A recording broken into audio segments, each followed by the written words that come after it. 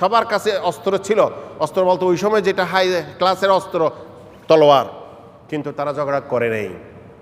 তো এরপর এরকম একটা ঘটনা ঘটে গেল, কি ফয়সালা কি হলো? নবী করিম সাল্লাল্লাহু আলাইহি ওয়াসাল্লাম বলছে, তোমরা যারা নামাজ ঠিকমতো আদায় করে ফেলছো তারাও ঠিক, যারা ওখানে গিয়ে পড়েছে মাগরিবের পরে হলেও উভয়টা ঠিক, তাইলে এখানে মতভেদের আর দরকার নেই।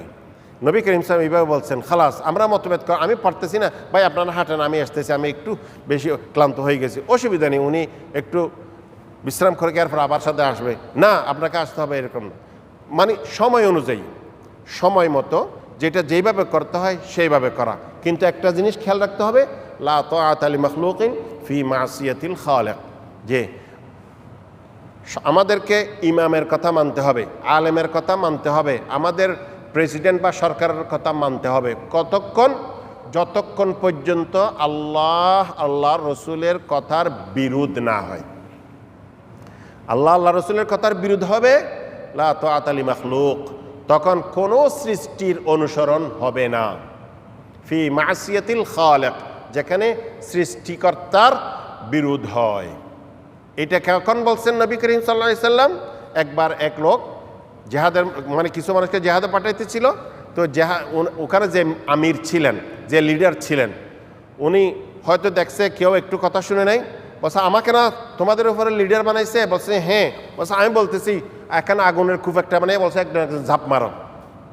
এখন সবার কাছে ভয় আসি গেছে, সবাই একজনও ঝাঁপ মারলে সবাই ভাগি চলে গেছে। এরপর আসিয়া রাসূল ইসলামকে বলছে, ইয়া রাসূলুল্লাহ, উনি আমাদেরকে এরকম এরকম অর্ডার করেছে। বলছে কেউ ঝাঁপ দিছে আগুনে? বলছে না। কথা আলহামদুলিল্লাহ, যদি ঝাঁপ দিতে তাহলে কিয়ামত পর্যন্ত ওই আগুনের মধ্যে জ্বলতে। তখন বলছে লা তাআতা লি মাখলুকিন ফি মাসিয়াতিল খালিক।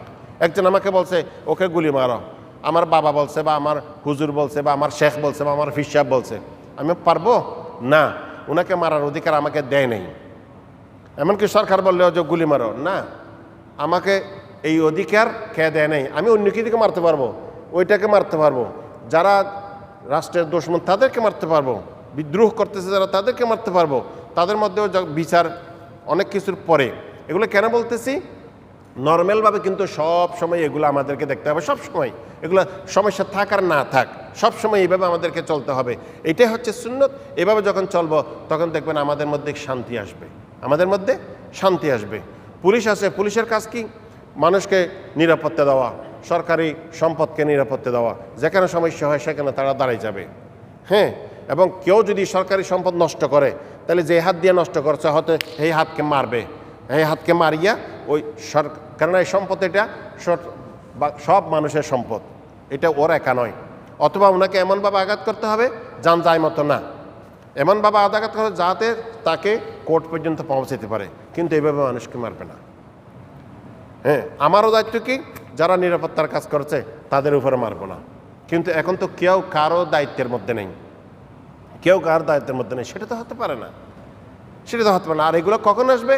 যখন আমরা মুসলমান হিসাবে যখন কোরআন হাদিস পড়ব, তখন দেখবেন আমাদেরকে সামনে স্পষ্ট হয়ে যাবে কীভাবে আমাদেরকে চলতে হবে, কোনটা মানতে হবে, কোনটা মানতে পারবো না, কোনটা মানতে হবে এবং কোনটা মানতে পারবো না।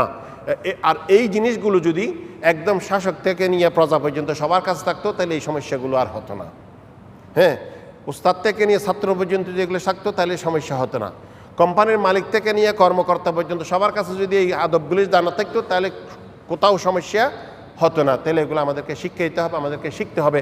আল্লাহ রাব্বুল আলামিন আমাদের সমস্ত মুসলমানদেরকে আল্লাহ এবং আল্লাহ রসুল যেভাবে বলেছেন সেভাবে চলার তৌফিক দান করুন।